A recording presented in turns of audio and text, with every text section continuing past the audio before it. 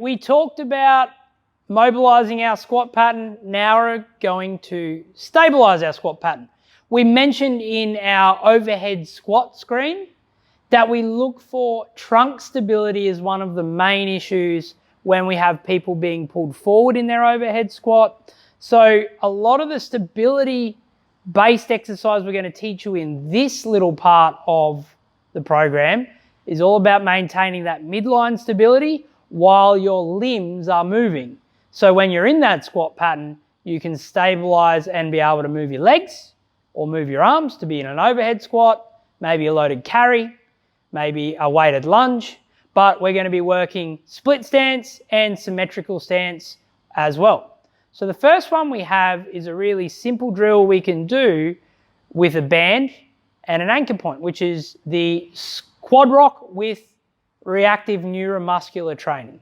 So basically what that means, really simple terms, is we use a band or an outside influence to promote the right response.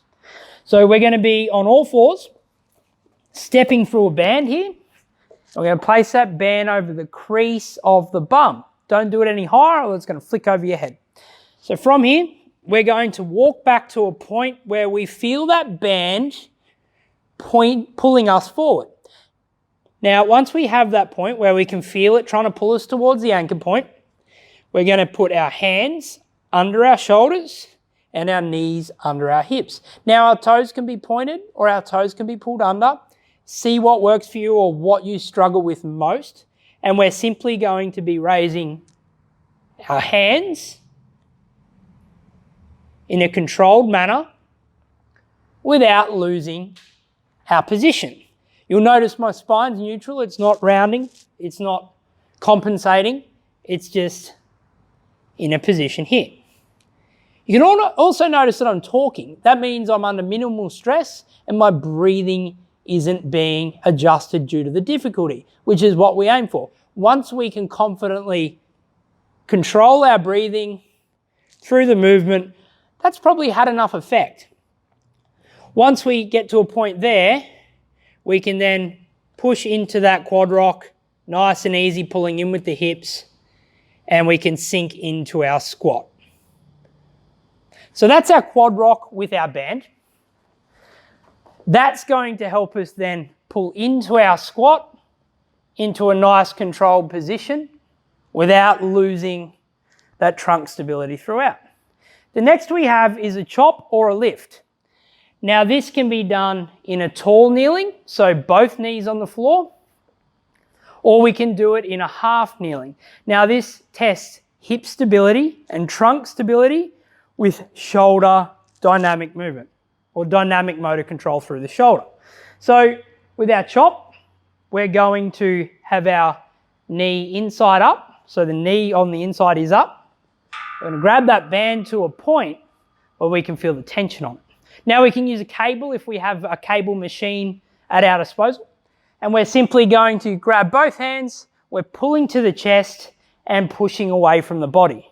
We're maintaining stability, so we're not cocking the hip to grab that stability from a different angle. We're nice and tall, glutes are squeezed, hips extended, and we're in that chop position. 10 to 15 reps should get us sorted. And then we simply switch to the other side. We turn around, switch our knees, chop through the body.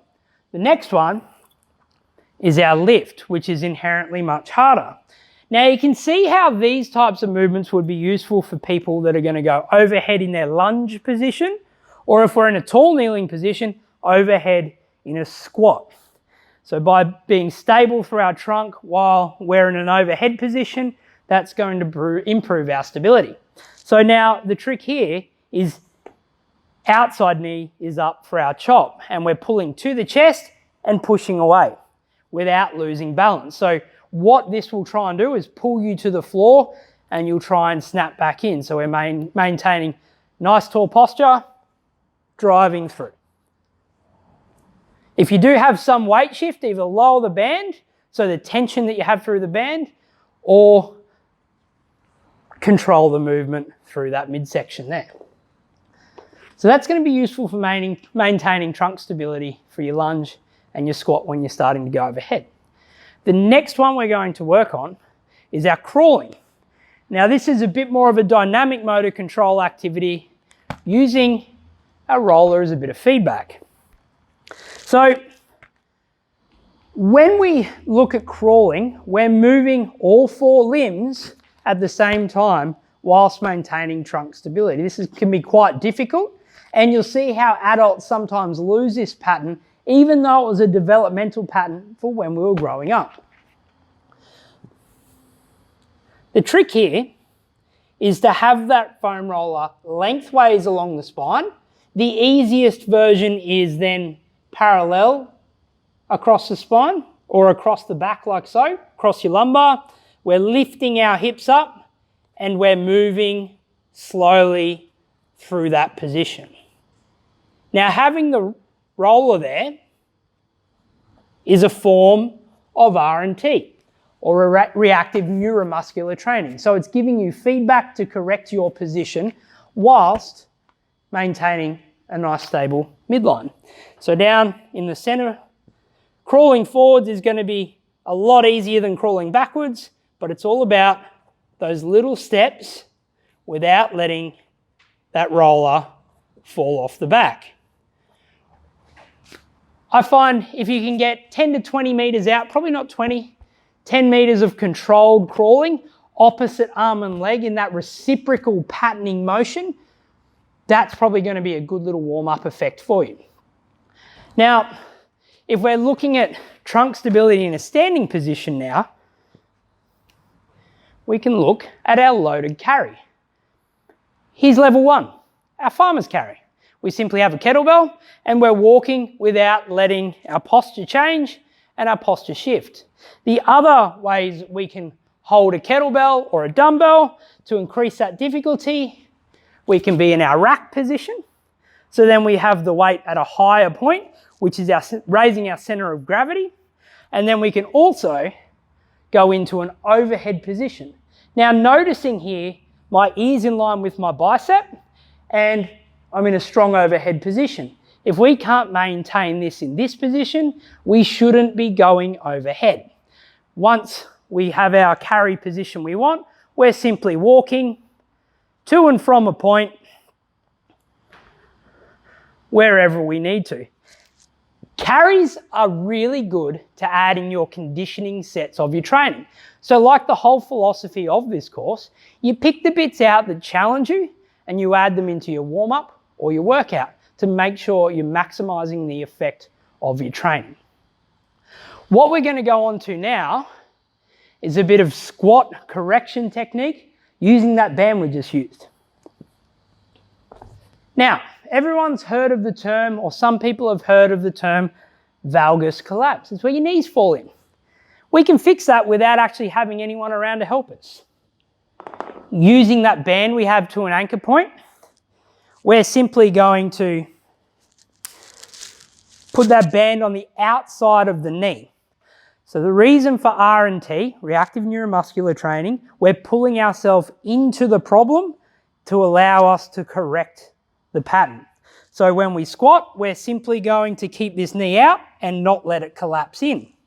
So by driving that out, we can fix that collapse with having a bit of feedback from a band. You can also do things like putting the band over both knees and going from there. The final stability drill, which is a compound stability drill again, is our face the wall squat. So it's got a component of shoulder, hip and ankle mobility, but then that stability through the midline by maintaining an upright chest is also going to be used in our face the wall squat. So using our dowel that we've had for previous sessions, now finding the ideal position for a dowel, we're going to grab that position so it sits in the crease of our hips. So we pretty much should be able to find that ideal overhead position and we go overhead like so. Now when we're squatting down, we start far enough away from the wall that we can complete our squat. And as we get more and more confident or more mobile, we get closer to the wall. Now, if we don't have the adequate shoulder range, we can still do this drill. to use the trunk stability aspect of it. So we can get rid of the dowel and we can come into the wall and simply keep our hands in front of our body, and we're going to try and touch the floor with our hands.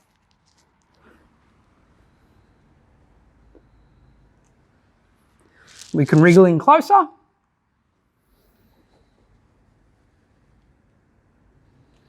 And come up out of the squat. Once we're confident there, and we've also worked on our shoulder mobility and we're confident we can complete it, we simply walk in as close as we can.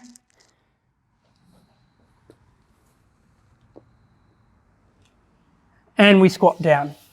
Ideally, you should be pushing this to a point where you actually lose a bit of balance and you're self-teaching throughout. So you're using the wall to provide your feedback, and then when you get closer and you lose a bit of balance, you back it off, and then you can gain your range by slowly getting closer to the wall as you get more mobile and more confident. There you have it, guys, a stability section to fixing your squat. Grab the bits that work, add them into your warm-up or your workout to make sure you see the benefits.